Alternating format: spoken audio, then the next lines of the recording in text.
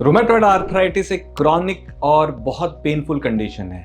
ये बीमारी कई सालों तक चल सकती है और नुकसान दे सकती है, बट आज ऐसे ट्रीटमेंट्स है जो इस बीमारी को रोक सकते हैं और उन ट्रीटमेंट्स को कहा जाता है डिसीज मॉडिफाइंग ड्रग्स। नमस्कार, मैं हूं डॉक्टर सुशांत शिंदे और रोमेटोलॉजी इंडिया इस चैनल से हमारी पूरी कोशिश है कि ज्यादा से ज्यादा लोगों तक रोमेटोलॉजी के बारे में सही जानकारी पहुंचे। अगर आपको रूमेटोलॉजी में कोई भी इंटरेस्ट है, अगर आपके फैमिली में कोई भी ऐसा मेंबर है जिसे इसकी तकलीफ है, तो जरूर इस चैनल को अपडेट्स के लिए सब्सक्राइब करें।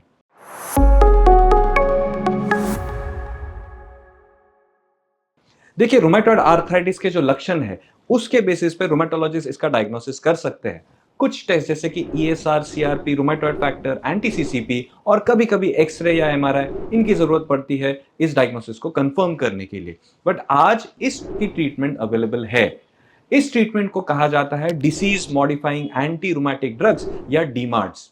अब देखिए, ये डिसीज मॉडिफाइंग शब्द बहुत इंपॉर्टेंट है। ऐसा नहीं है कि आपकी दवाइयां पेन किलर्स होंगी। सिर्फ दर्द रोकने की दवाइयों के लिए आपको रूमेटोलॉजिस्ट की क्या ही जरूरत है। वो दवाइयां तो ओवर द काउंटर भी मिल जाती है और आपके फैमिली डॉक्टर भी दे रहे हैं। तो आपको रूमेटोलॉजिस्ट की जरूरत होगी अगर इस बीमारी को रोकना है जिसे डिसीज मॉडिफिकेशन कहा जाता है। ये दवाइयां इन्फ्लेमेशन रोकती है। इन्फ्लेमेशन वो प्रक्रिया है, वो प्रॉब्लम है जो इन जोड़ों को तकलीफ दे रहा है। तो ये इन्फ्लेमेशन अगर रोका जाए तो ये इंजुरी बंद होगी, तो ही जोड़ ठीक होंगे। इन दवाइयों को हम दो कैटेगरी में, दो ब्रॉड कैटेगरीज में डिवाइड कर सकते हैं। एक है कन्वेंशनल दवाइयां जो कई सालों से अवेलेबल रही है, और कुछ एडवांस ट्रीटमेंट्स है जिनके बारे में बाद में बात करते हैं। जो कन्वेंशनल दवाई है इसमें सबसे इंपॉर्टेंट ड्रग है, सबसे जरूरी दवाई है मीथोट्रेक्सेट।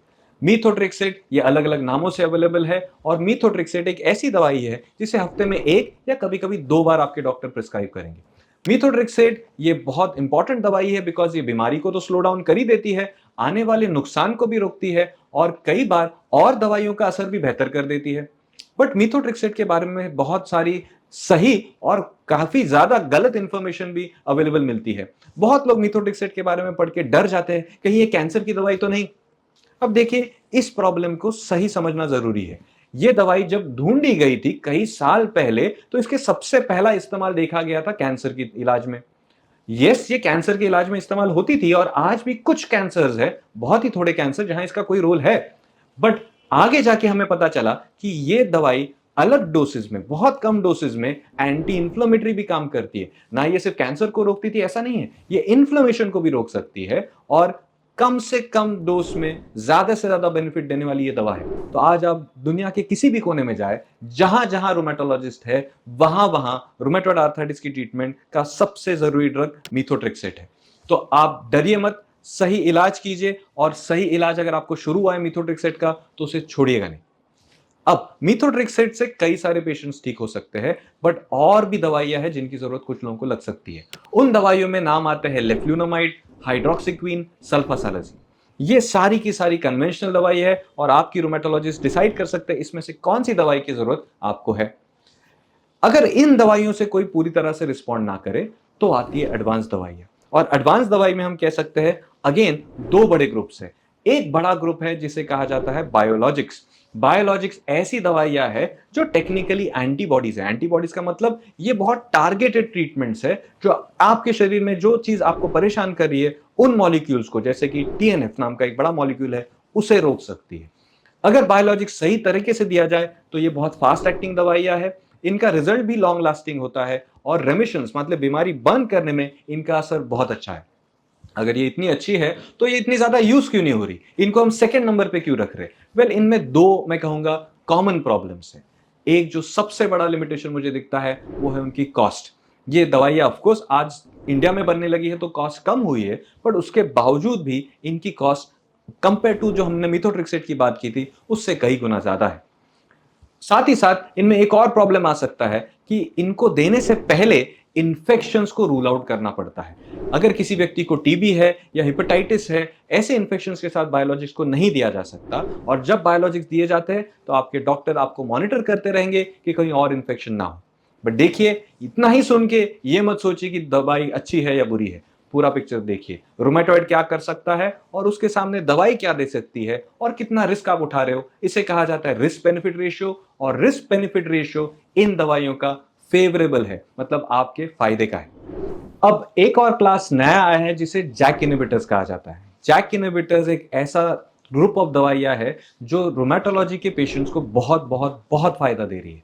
जैक इनहिबिटर्स और बायोलॉजिक्स इनमें कुछ चीजें सिमिलर है, जैसे कि इन्फेक्शंस में ना हम जैक इनहिबिटर्स दे सकते हैं ना हम बायोलॉजिक्स दे सकते हैं, बट एक बड़ा डिफरेंस भी है। बायोलॉजिक्स जिसकी हमने बात की, ये सारे इंजेक्शंस है और इनके जैसे मैंने कहा कॉस्ट ज्यादा है, बट जैक इनहिबिटर्स इनकी कॉस्ट कम है। कंपेयर टू मिथोट्रिक्सेट ज्यादा है, बट कंपेयर टू बायोलॉजिक्स कई गुना कम है और मैक्सिमम लोग इसे अफोर्ड कर सकते हैं। जैक इनहिबिटर्स टैबलेट्स है तो लेना भी आसान है। इस वजह से अब जैक इनहिबिटर्स, जिसका एक कॉमन एग्जांपल है टोफैसिटिनिब, इसका यूज बहुत बढ़ रहा है। बट अगेन ये दवाइयां सीरियस दवाइयां है, इनको आप लाइटली नहीं ले सकते। मतलब इनको एक रोमेटोलॉजिस्ट या ट्रेन डॉक्टर्स नहीं देना चाहिए, और दो, इनके साथ इनके टेस्ट और मॉनिटरिंग सही तरह से होना चाहिए।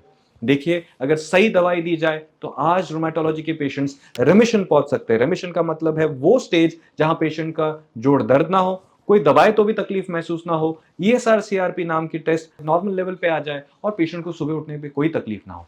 ऐसा पॉसिबल है और इसे रेमिशन कहा जाता है। और सस्टेन्ड रेमिशन मतलब अगर लंबे समय तक रेमिशन रखा जाए तो धीरे धीरे दवाइयों को कम करने की कोशिश भी की जा सकती है। जैसे मैं हर बार कहता हूं, रुमेटोलॉजी की दवाइयां कई सालों तक चलती है, बट इनका इफेक्ट और फायदा भी आपको कई सालों तक देखने मिलता है। इन दवाइयों को पेन किलर समझ के ना ले, शॉर्ट टर्म थोड़े टाइम के लिए ना ले, बट लंबे समय का सोचिए। लंबे समय तक इन दवाइयों को लीजिए और आपका जरूर फायदा होगा। इस बारे में अपने रोमेटोलॉजिस्ट से डिस्कस करें। अगर आपको इस विषय में कोई भी डाउट हो तो कमेंट बॉक्स में डालिए, मैं पूरी कोशिश करूंगा आपके सवालों का सही जवाब दिया जाए। I hope this helps you. नमस्कार, जय हिंद।